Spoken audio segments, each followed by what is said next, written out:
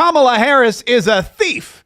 She's a thief, I tell you. Not only did she steal the Democratic nomination from President Joe Biden, but she stole her entire tax platform from President Donald Trump. Welcome to Mark Kaye Saves the Republic. We've got so much to get into.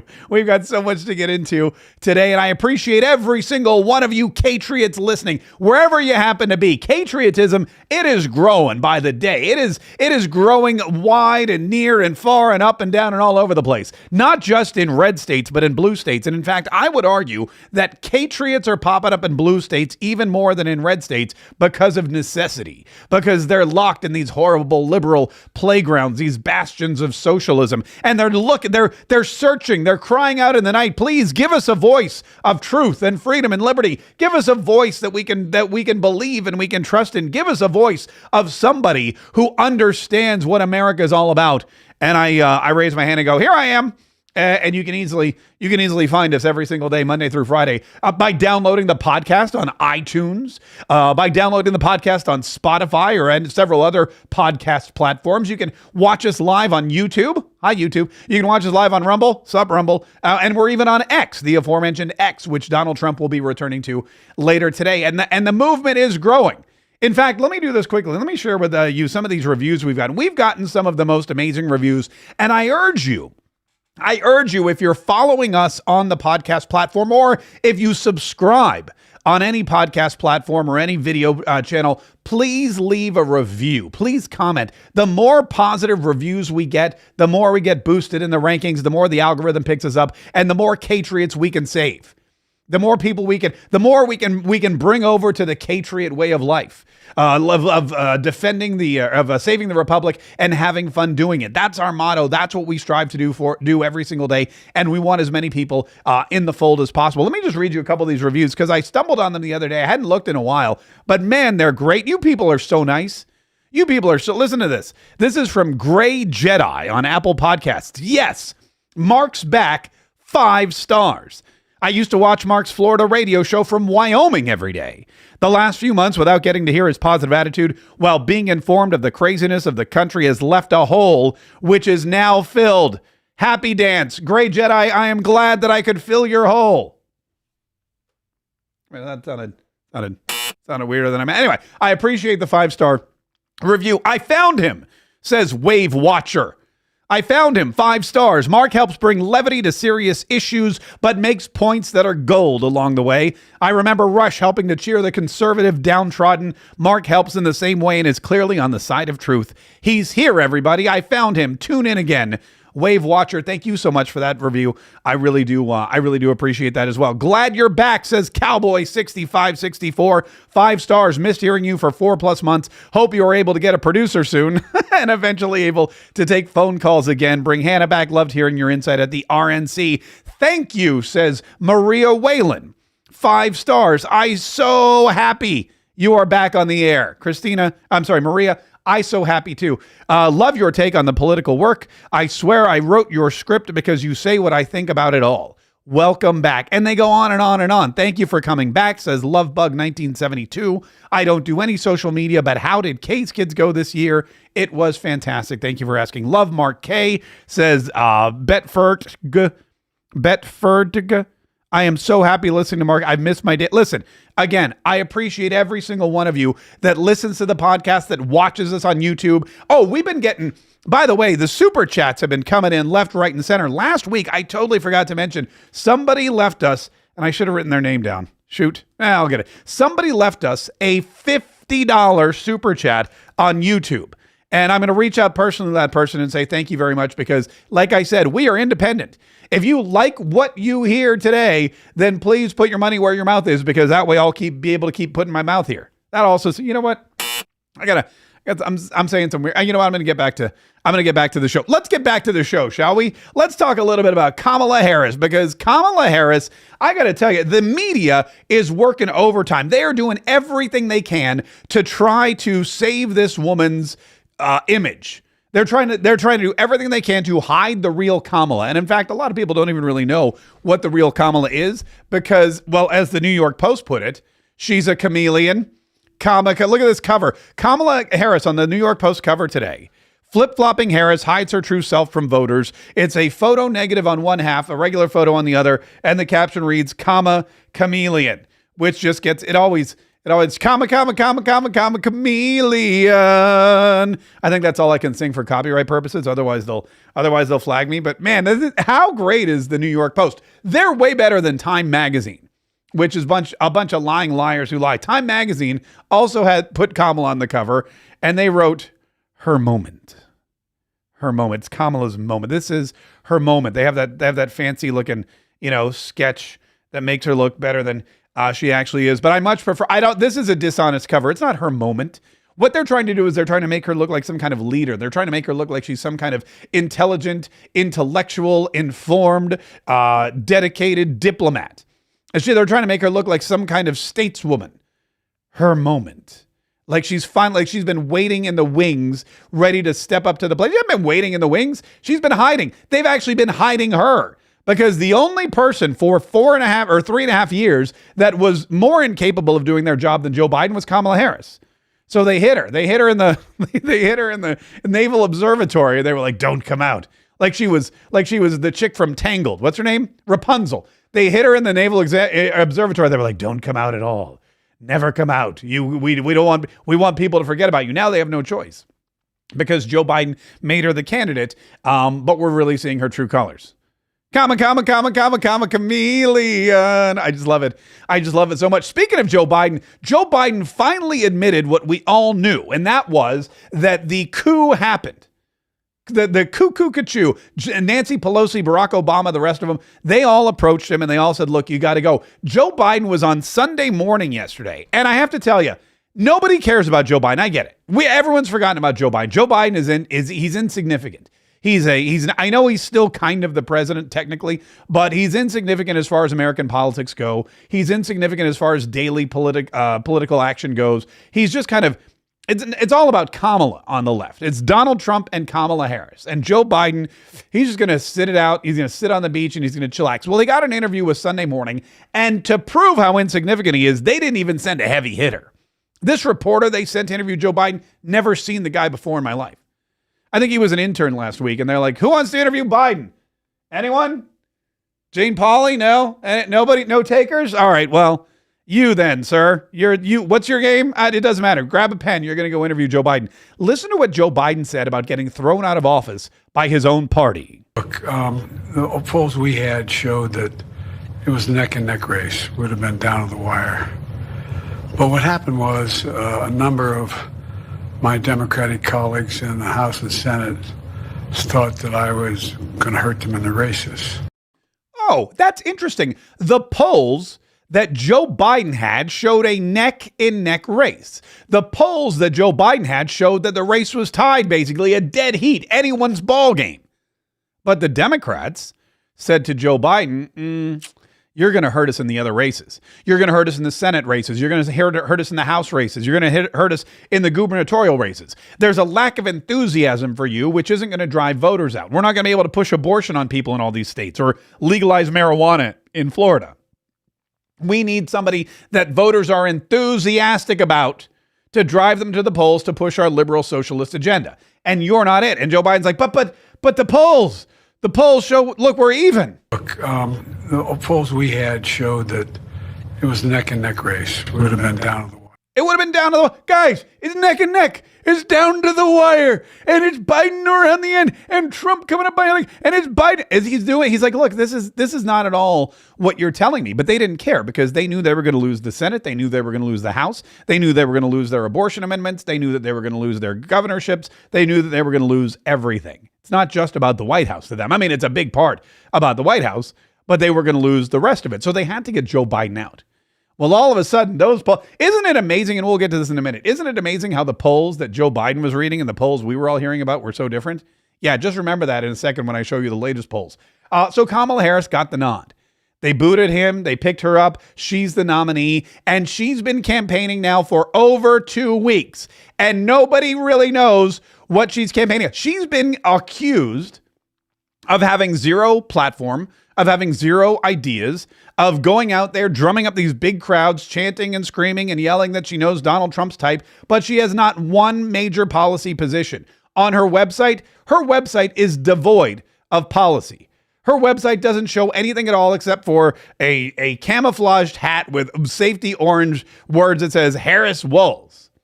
There's other, you can donate money, but you have no idea what you're donating money for. Well, finally, she has a position on something. Unfortunately, it's a position she stole from Donald Trump. Including to raise the minimum wage and eliminate taxes on tips for service and hospitality workers.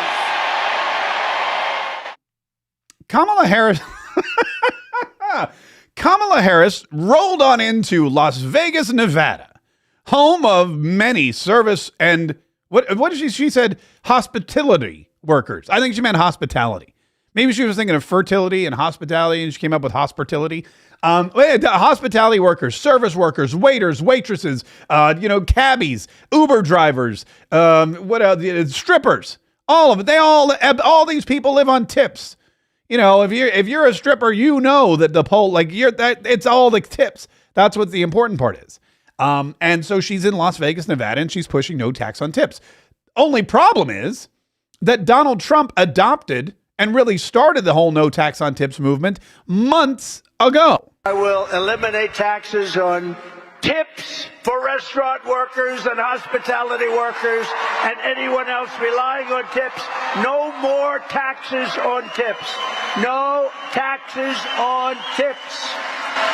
That was Donald Trump months ago in Detroit. I think it was in June, saying no taxes on tips. I was at the RNC in Milwaukee, Wisconsin in July. And Donald Trump, when he got up and he gave his 93-minute speech about how he was excited for the future and how he was going to do all of these fantastic things, Donald Trump, he told a story about how he came up with the no tax on tips. I think he was at one of his own clubs. Maybe he was at a restaurant. I think it may have been a club. And he was talking to the waitress and he asked her about the economy and who she was going to vote for and that kind of thing. And she said something about, taxes, whatever. And he said, what if I took off tax on tips? Would that be good? Would that be good for you? Would that be helpful? And she was like, oh my God, that would be amazing. And Donald Trump has told the story over and over again. And that's how he came up with his policy. I will eliminate taxes on tips for restaurant workers and hospitality workers and anyone else relying on tips.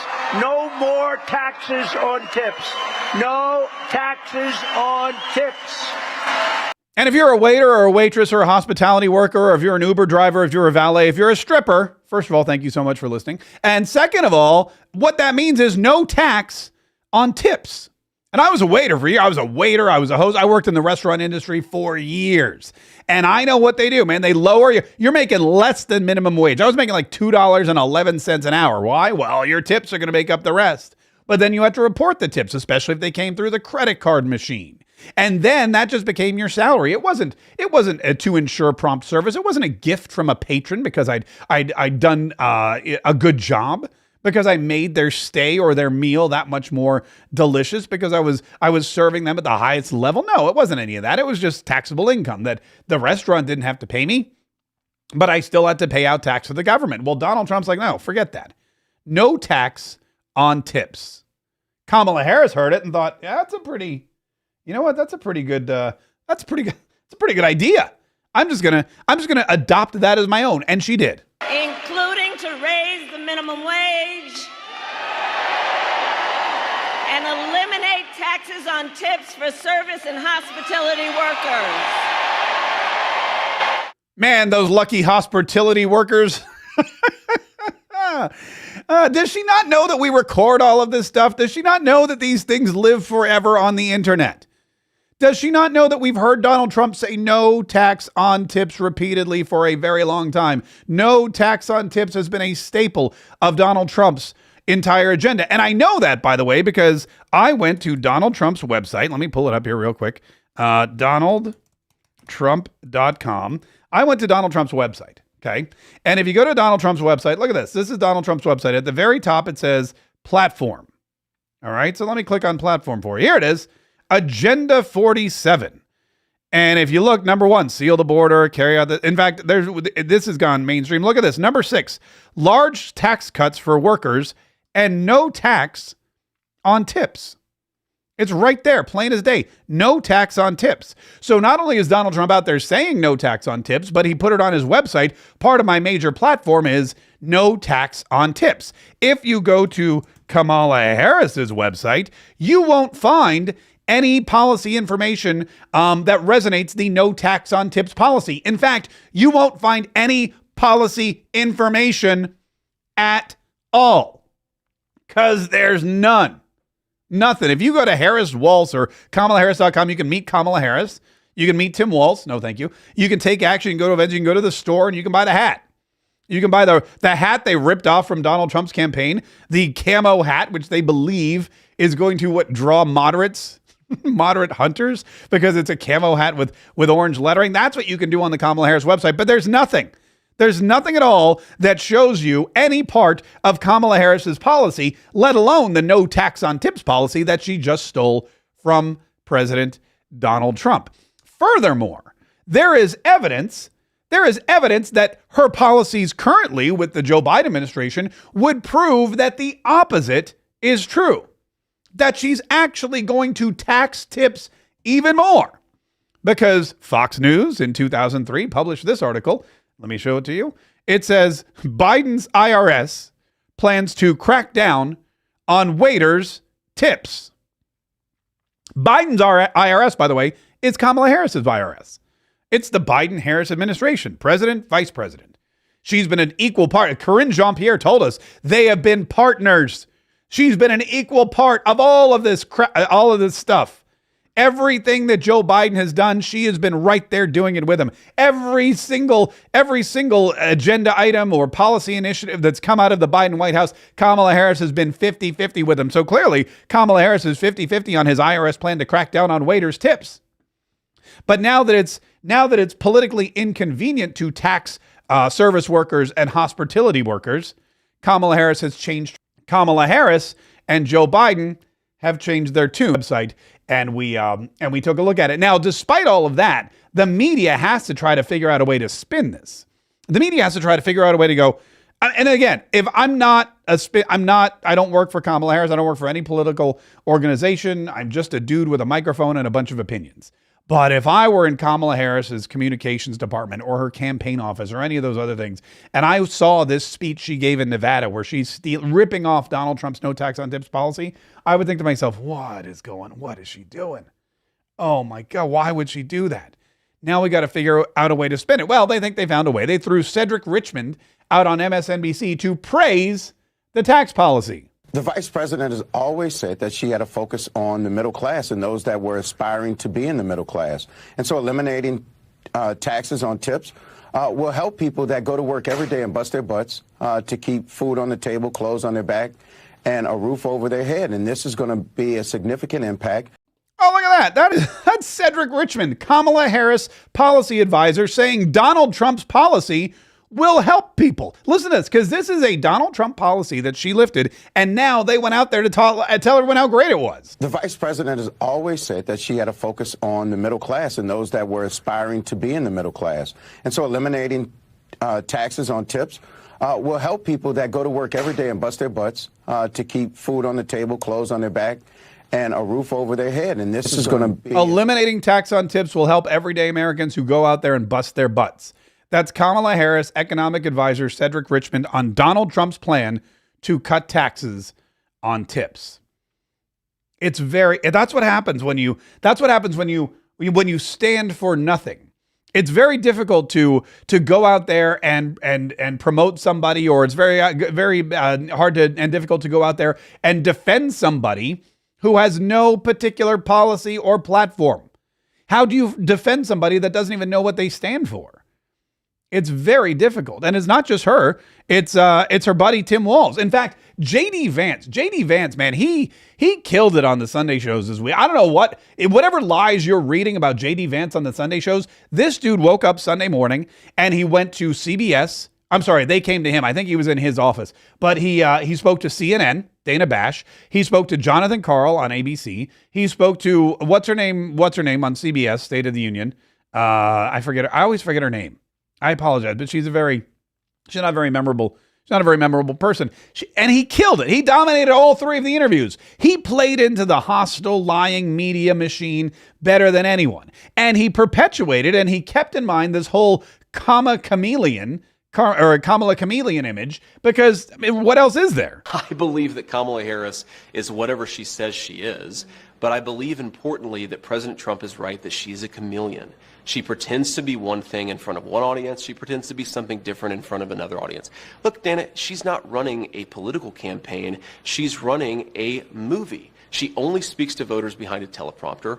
Everything is scripted. She doesn't have her policy positions out there. She hasn't answered why she wanted to ban fracking, but now she doesn't. She wanted to fund police, but now she doesn't. She wanted to open the border, but now she doesn't. She should have to answer for why she presents a different set of policies to one audience and a different set of policies to another audience. And I think that's what President Trump is getting at. This is a fundamentally fake person. She's different depending on who she's in front of. Chameleon. You come and go. That's fundamentally fake person. She's not running a campaign. She's running a Hollywood movie set. She's out there pandering to everybody, and everybody can see it. At least the New York Post can see it.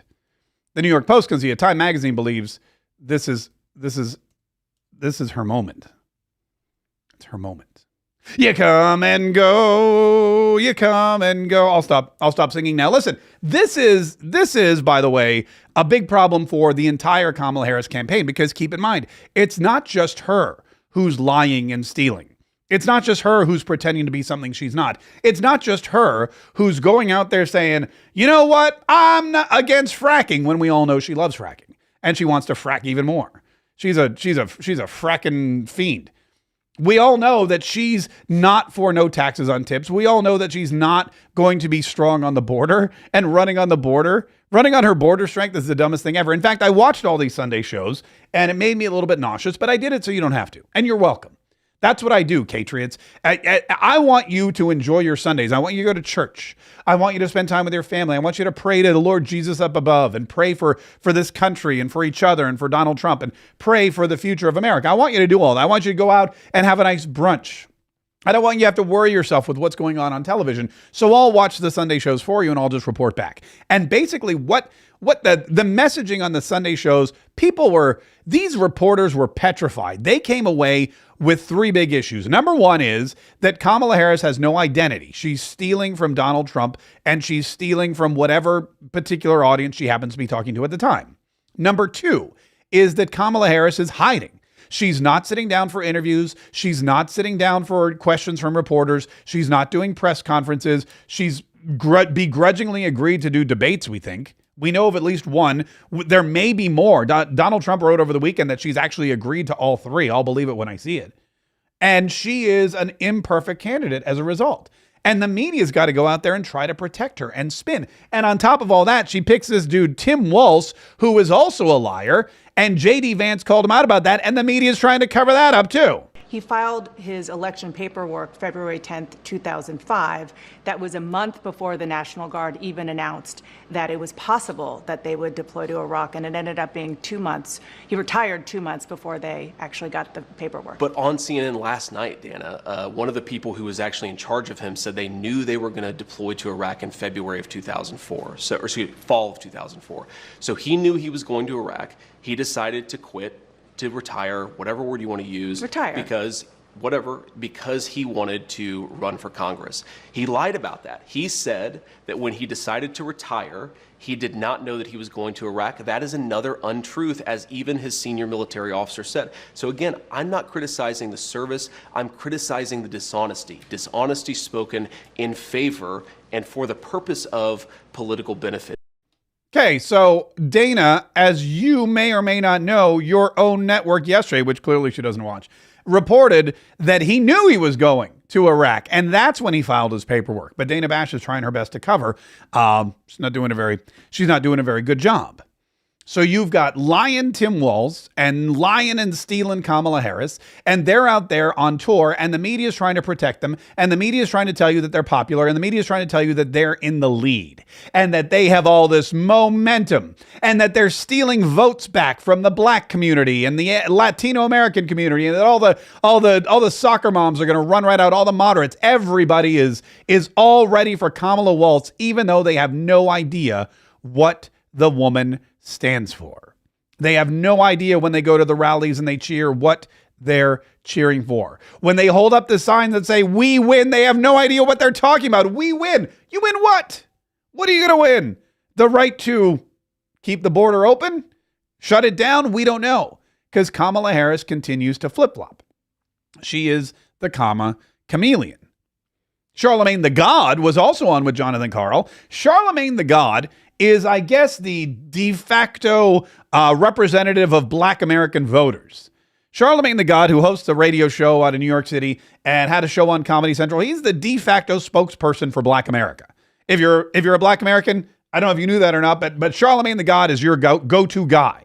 So when he speaks, the media listens, and they believe that he is the voice of all black. And that's the Charlamagne the God, by the way, is the guy that Joe Biden was talking to when he said, "If you have trouble, you know the thing. If you have a problem figuring out whether you're for me or Trump, and you ain't black." Yeah, that was Charlamagne the God. The most racist statement that a white president has ever made to a black media personality, Joe Biden made to Charlamagne the God. If you have a problem figuring out whether you're for me or Trump, and you ain't black. So Charlamagne the God was pressed by Jonathan Karl from ABC News about Tim Walz and Kamala Harris and her campaign. And man, he did her absolutely no favors. Why did Kamala Harris choose a person? What do you think of the Tim Walz pick? You didn't mention his name just then. I didn't know him. Yeah. I just Most of America didn't know him. I just found out about him over the last couple of weeks. At first, I was a little bit disappointed. Like, I knew we knew she needed a DEI hire, right? We know she needed. So Tim Walz is the DEI hire on this Absolutely. ticket. We know diversity, equity, inclusion. She needed a white male to make America comfortable. It is what it is. No need for us to, act crazy about it. We know what it is. What? Tim Walz is the DE&I hire, according to Charlamagne the God. DE&I. Tim Walz is the DE&I hire, and we're not supposed to make a big deal about it. I'm sorry. How much of a big deal did everybody make about it when we started calling Kamala Harris the DE&I hire? Which, by the way, she still is. Kamala Harris is the ultimate DE&I hire. Joe Biden got out and said, "I'm going to pick a black woman for vice president." And he picked the least capable and the least popular and the least probable selection. And anytime you mention Kamala Harris as a DE&I hire, you're a racist, you're a white supremacist. That's just unfair. How dare you? She is a strong woman. But Tim Walz can be a DE&I hire, and we're not supposed to make a big deal about it. We knew she needed a DEI hire, right? We know she needed. So Tim Walz is the DEI hire on this Absolutely. ticket. We know diversity, equity, inclusion. She needed a white male to make America comfortable. It is what it is. No need for us to, act crazy about it. We know what it is. Charlamagne the God says she needed a white male to make America feel comfortable. No need to act crazy about it. Well, how is that any different than us saying Joe Biden knew during the George Floyd riots that he needed a black female to make everybody feel comfortable, so he picked what? No, it is what it is. This is just more of the same liberal two-faced or hypocrisy. It's a different rule of thumb. Charlamagne the God can say, she picked an old white dude to make America feel comfortable. We know it's nothing. But when you say that about Kamala Harris, all of a sudden you're the worst person in the entire world. The big issue is, though, that Charlamagne the God is throwing Kamala under the bus. He's saying, we don't care about this guy. We know why he picked him, why she picked him, whatevs. Also, he threw her under the bus about hiding from interviews. Everybody in the media wants Kamala Harris to be interviewed. Dana Bash basically admitted it. Dana Bash basically admitted it to J.D. Vance when he pressed her on the issue. Why aren't you asking Kamala Harris? Dana Bash rolled in and asked J.D. questions about the crazy cat lady or the childless cat lady thing from years ago. And after the third time, J.D. Vance was like, dude, calm down. You've now asked me 3 questions about comments that I made 3 years ago. I wonder what Kamala Harris thinks about the fact that she supported policies that opened the American southern border. I wonder what Kamala Harris thinks about the fact that she lied to the American people about Joe Biden's middle facility for the office. You are interviewing me, Dana, because I respect the American people enough to sit down for an interview. I appreciate that. Kamala Harris has been the nominee for 3 weeks. She hasn't sat down for a real interview. Believe me, we are asking. You're not going to get a disagreement there. You're not going to get a disagreement there. J.D. Vance presses Dana Bash on why she hasn't spoken to Kamala Harris. I'm here. I'm talking to you. I'm taking your questions. I respect the American people enough to do so. I respect the office of vice president enough to let the people know, hey, if you're going to pick me, you need to know who I am and what I stand for. Where's Kamala Harris? She wants to be president of the United States, and we have no clue. We don't have the foggiest as to what that woman believes. All we know is that she stole a platform from Donald Trump and that she's selling hats on her website. Otherwise, we don't know nothing. And Dana Bash says, believe me, you won't get an argument from me. You know what else we won't get from you either? An interview with Kamala Harris because she's hiding. They're hiding her. They know she can't speak extemporaneously. They know she can't speak off the cuff. And so they're not going to let her. She would be a bigger bomb than Joe Biden. And that guy was the worst off the cuff. J.D. Vance is like, look, why aren't you people talking to the people that you're supposed to be talking to? She won't talk to it. And ABC News is the same. Jonathan Karl had basically admitted it. We're trying to get an interview. Charlamagne the God. Kamala Harris should go out and do live streams. She should go out and do podcasts. She should talk to the media. Why isn't she? Because she knows as soon as she does, she's doomed. And there's no bogus poll numbers that can save her. There's no bogus poll numbers that can stop what's inevitable.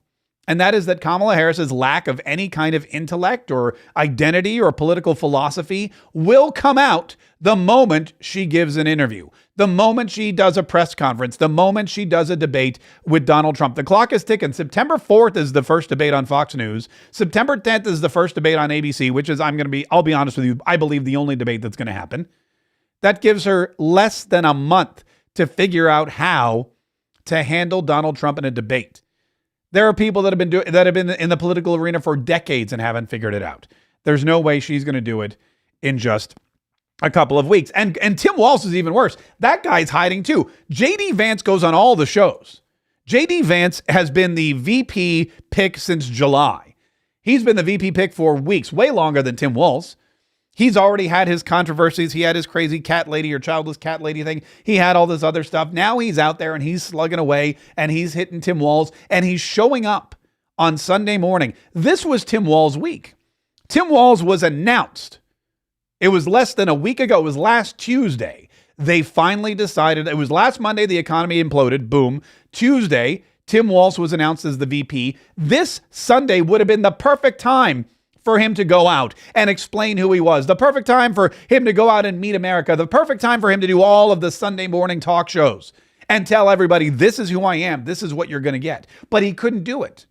He has to hide just like Kamala because of his stolen valor and because of his crazy tampon machine antics and because of the way he handled George Floyd. He's about as imperfect a vice president as you can get, other than, of course, Kamala Harris herself. They're hiding both people on the ticket. There's nobody that we can talk to. There's nobody that they trust. Tim Walz didn't even get his own job. Listen to this. This is a woman on CNN who talked about how his wife got him the job at the high school. Anne was hired by Mr. Barnett. He was the principal at the time. And she was hired as an English teacher. And she went into his office and said, well, the thing is we're a package deal. So if you want me, you got to hire my husband, Tim. Man, look at that. His wife got him the job. They're a package deal. Look, if you want me at your school, then you've got to hire Tim too. This is exactly what's happening again. Look, if you want me to be president, says Kamala, you got to hire this guy too. We're a package deal. She's basically doing the same thing. She's trying to get him a job on his coattails the way his wife got him a job on her coattails years ago. He's a bad pick. And as J.D. Vance pointed out once again to Dana Bash, a bad pick is a problem, not just for the United States of America, but because of what it says for the person who picked him. Why did Kamala Harris choose a person who has lied about their military service? I think that is a serious lapse in judgment. And I don't want to hear from a campaign spokesperson of Kamala Harris. I want to hear Kamala Harris herself address what I just said. You won't. No one's going to hear from Kamala Harris until the moment that it's absolutely necessary to hear from her. There was more that J.D. Vance had because, like I said, he was on all 3 shows and he was handing it to Jonathan Karl and to Dana Bash and to, what is her name? I always forget her. The chick from CBS. He was handing it to all of them, man. He had J.D. Vance this past weekend really became the vice president. He became the vice president that everybody thought he could be, but a lot of people were confused about, or that the media tried to portray him.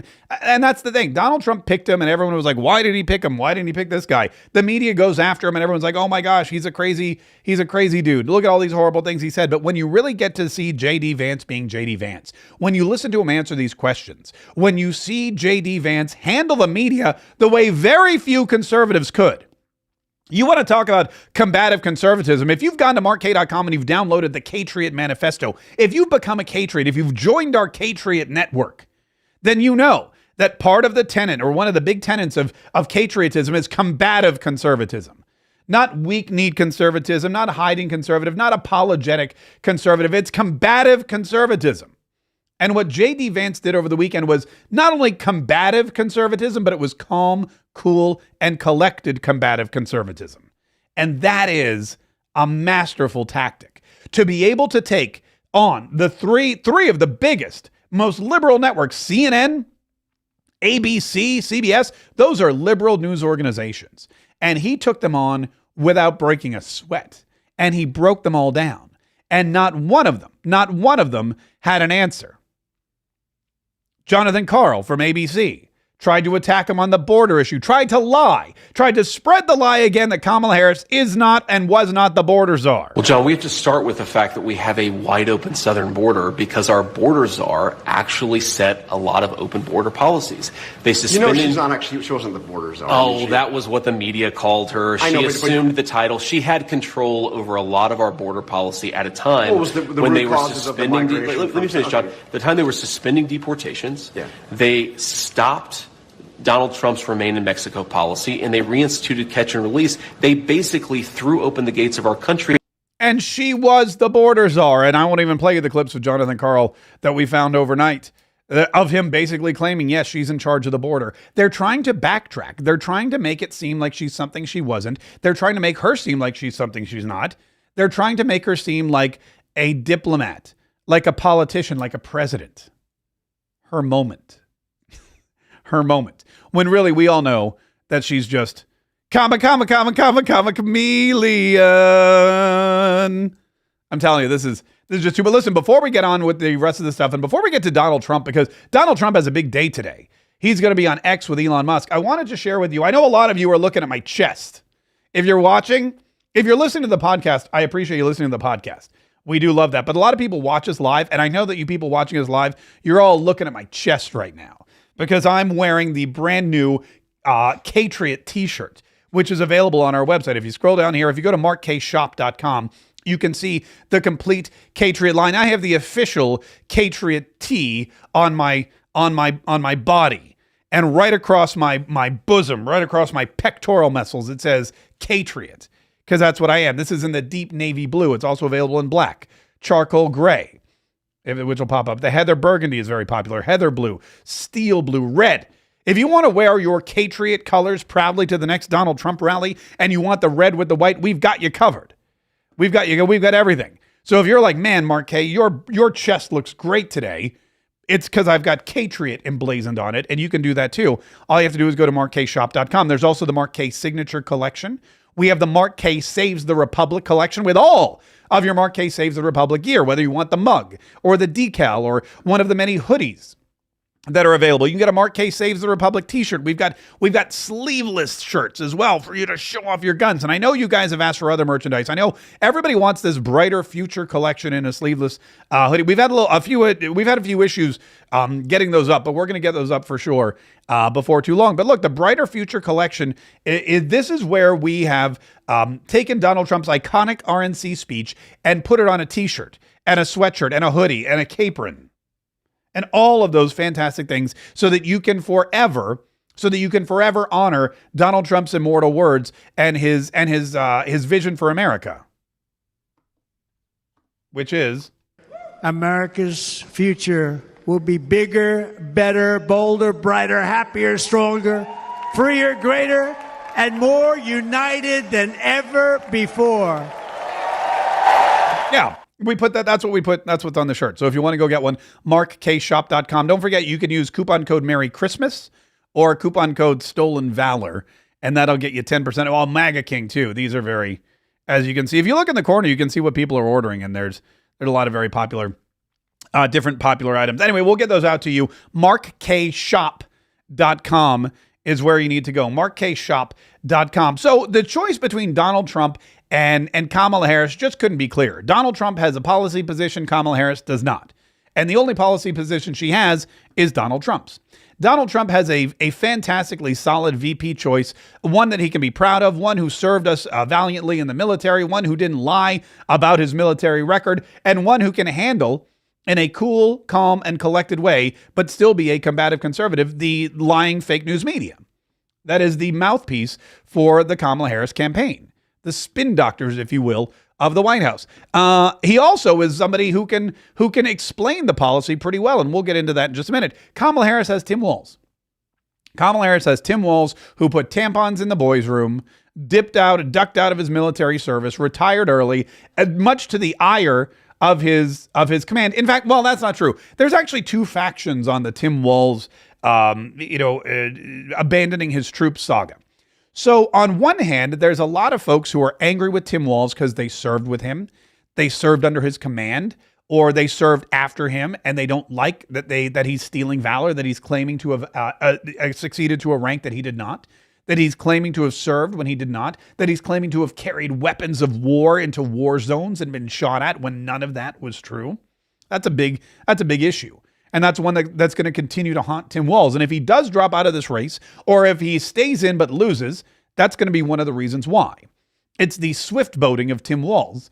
And if you're old enough to remember John Kerry getting swift boated, well, then you know what the hell I'm talking about. But that's Tim Walz's anchor, and it's wrapped tightly around his neck. And half of the military men and women are like, this guy is horrible because he lied about his career. But there's a flip side. And there's a bunch of guys in his platoon or in his battalion or unit, whatever you call it. And again, I'm not military, so I'm going to use the wrong. I thank everybody, by the way, for tweeting me and DMing me and emailing me whenever I misspeak about military, technical language. That's how you learn. You screw up and then somebody calls you on it. So I appreciate that. But he abandoned his unit. But then there's guys that he served with that were like, thank God he did, because he was a horrible leader. Thank God he did, because no telling how many men would have died under his leadership. Thank God he left, and we got Tom Behrens, and we got a real leader, a real guy who stood up, who rose to the challenge and protected us and fought for us and brought us home safely and knew what he was doing. Thank God that Tim Walz left, because if Tim Walz was our leader, I don't know that I would have come home.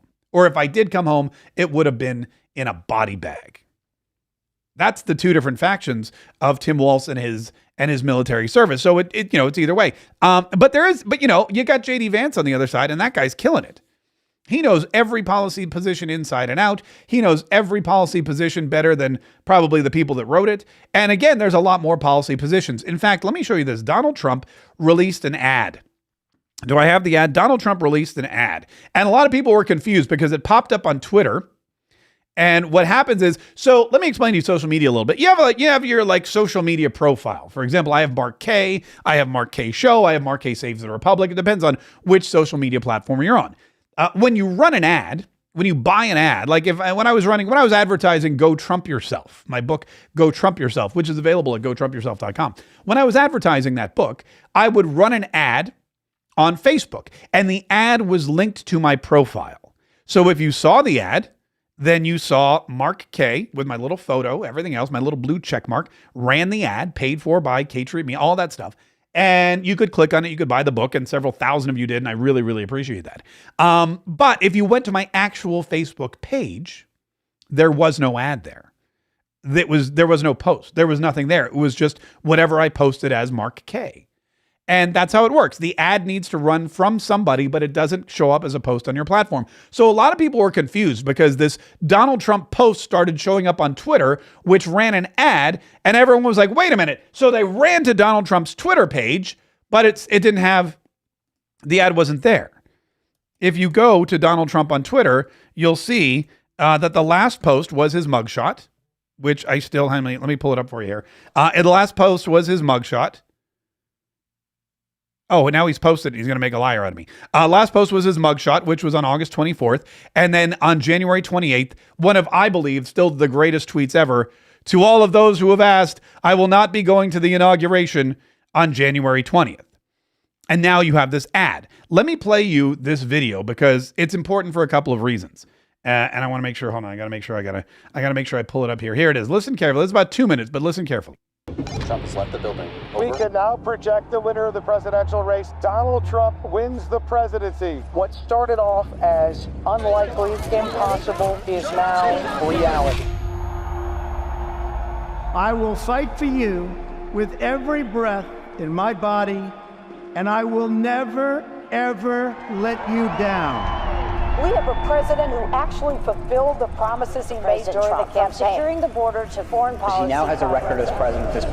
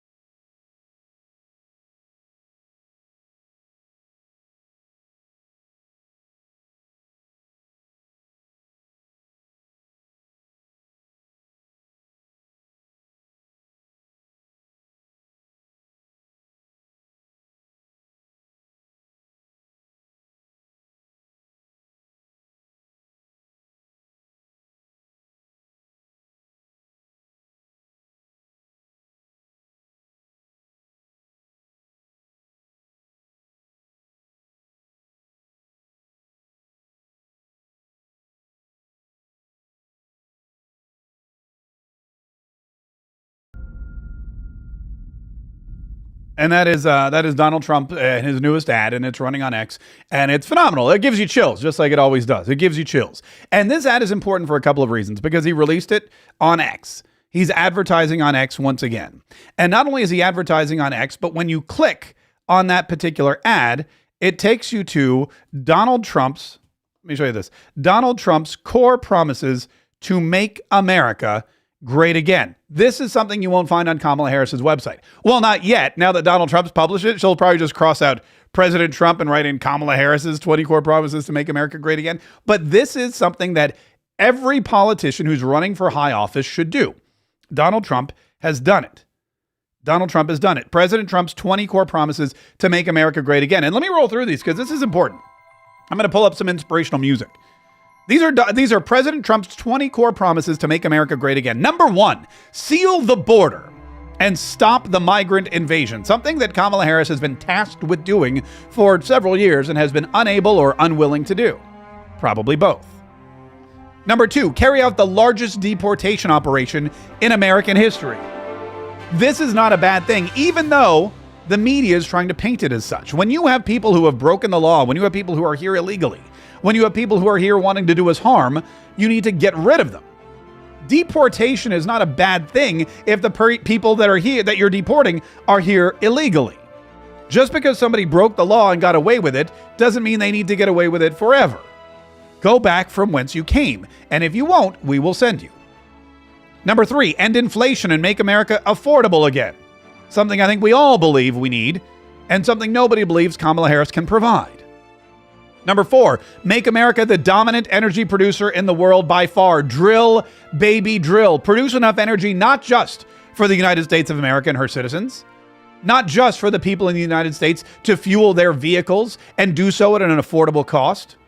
$3.44 is the average price of gasoline under Joe Biden and Kamala Harris. That equates to $2,700 a year if you fill your tank once a week. Under Donald Trump, it was $2.25. $1,000 in savings. And not only that, but Donald Trump is going to sell the excess oil that we produce to all of our allies. He's going to sell oil to Great Britain, and he's going to sell it to Canada. He's going to sell it to all these people that have been forced to buy it from Venezuela and Iran and Russia and all these other bad actors. He's going to make us a net exporter. And the money that we save and the money that we get, he's going to use to fund Social Security and save Social Security and make sure that you don't have to pay taxes on tips. Number 5, stop outsourcing and turn the United States into a manufacturing superpower. Number 6, large tax cuts for workers and no tax on tips. We don't need to get back into that. I think we've covered that enough. Number 7, defend our Constitution, our Bill of Rights, and our fundamental freedoms, including freedom of speech, religion, and the right to keep and bear arms. Number 8, prevent World War III.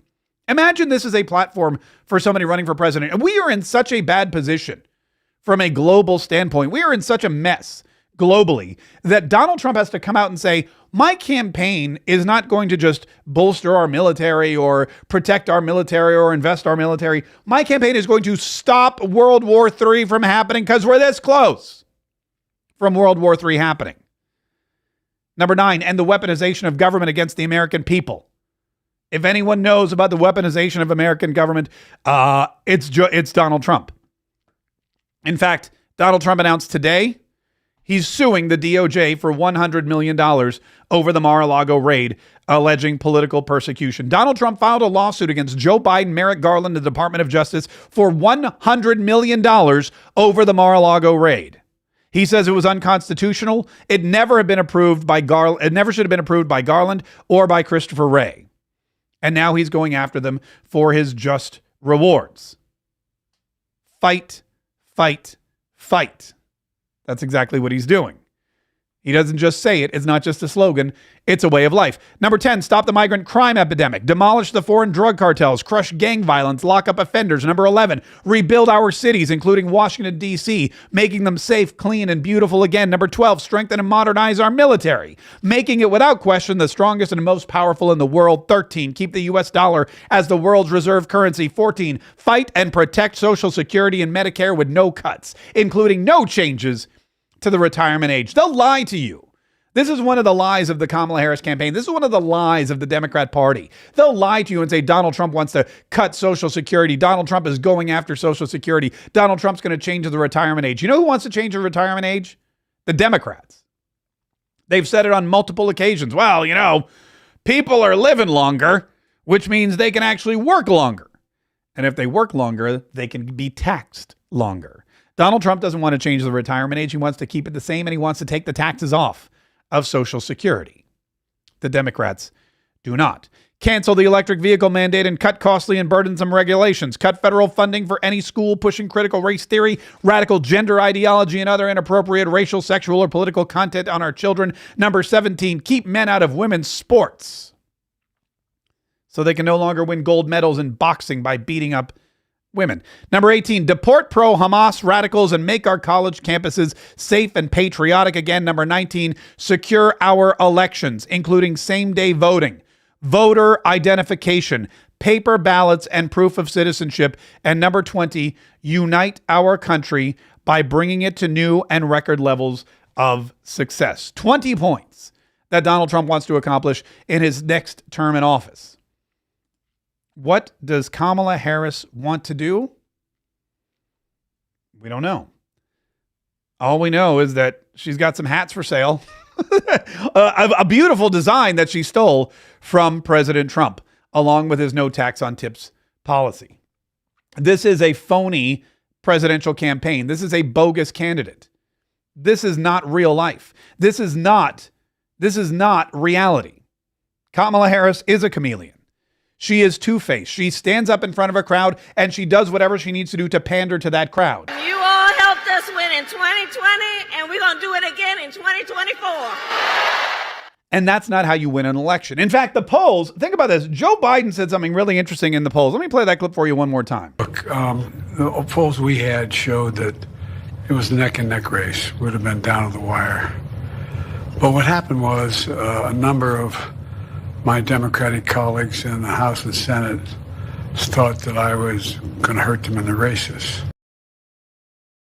So Joe Biden says the polls showed he was neck and neck with Donald Trump. You know what polls I saw? Donald Trump trouncing Joe Biden. Donald Trump destroying Joe Biden. Donald Trump ahead 10, 15, 20 points over Joe Biden. The polls that I saw told a totally different story. The polls that I saw had Donald Trump dominating Joe Biden. Isn't it interesting how Joe Biden's polls had them neck and neck? But the Democrats needed Joe to go. They needed Joe to go, so they showed him poll numbers that had Donald Trump dominating. Where did those poll numbers come from, I wonder? How was it that Donald Trump was beating Joe Biden so badly that even Joe Biden began to deny his own polls, his own gut instinct? Joe Biden say, no, it's neck and neck. They go, no. Look at these polls. Look at this Ipsos poll. Look at this ABC poll. Look at the Fox News poll. Look at all these polls. You are losing badly to Donald Trump, and you're going to allow Donald Trump to come back into the White House and wipe out everything that we've been able to accomplish. You're going to let Donald Trump pass this national abortion ban, which is a lie. You're going to let Donald Trump cut Social Security, which is a lie. You're going to let Donald Trump shut down the border, which is true. You're going to give Donald Trump more Supreme Court justices, which is also probably true. We can't have that. You've got to go, Joe. Look at these real polls. So Joe leaves. Now, all of a sudden, like that, the polls show Kamala Harris in the lead. The polls show Kamala Harris up 20 points in 2 weeks without doing a sit-down interview. Without even having policy positions on her website, Kamala Harris is ahead of Donald Trump in swing states. Kamala Harris is winning Michigan and Wisconsin and Nevada and North Carolina and Georgia, all these places. All of a sudden, they love Kamala Harris, even though they hated Kamala Harris just 6 months ago. The least liked, the least admired, the worst vice president since they started polling for such a thing. Everybody was like, man, Joe Biden, he picked Kamala Harris. What a great move. Because the only person people wouldn't want to be president more than Joe Biden is Kamala Harris. Now, all of a sudden, it's her moment. Now, all of a sudden, she's a cover girl on Time magazine, and we're supposed to believe she's got the people behind her. Think about this. The polls were low when the Democrats needed Joe to go, and now the polls are high when they need Kamala Harris to be taken seriously. I was at the store the other day. I was waiting for my wife and my daughter were buying some clothes or something like that. I don't know what it was. And I go, I'm going to go wander around. I'm going to look at the electronics. And then I go to the electronics and I go to the book section and I start reading books and then I buy a book. And I bought this book. And this is not an endorsement. I'm not telling you to run out and buy this book. It's called Think Again. And it's written by a guy who appears to me to be super liberal. But I bought the book because of one section that I flipped to. You can buy it if you want. But again, this is not a must read. This isn't one of those ones where I would tell you. I mean, if you're going to go buy a book, buy one of mine. But this is not an endorsement. I just want to read to you from this book because this book is about the power of knowing what you don't know.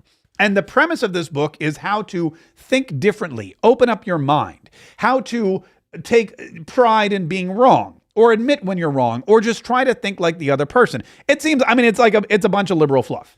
Basically, the premise is don't be locked in your beliefs because it could be debilitating and destructive to your entire personality. So I pick up this book and I go, what is this about? And I start flipping through it. And I kid you not, I flip to page 71. Just open it up basically to 71. And it says odds of Donald Trump winning the Republican primary. So I got really interested. And it's telling the story of this guy named Jean-Pierre. And Jean-Pierre is one of the, I forget his last name. Let me see if I can find it here. His name is Jean-Pierre Bergon. Very French name.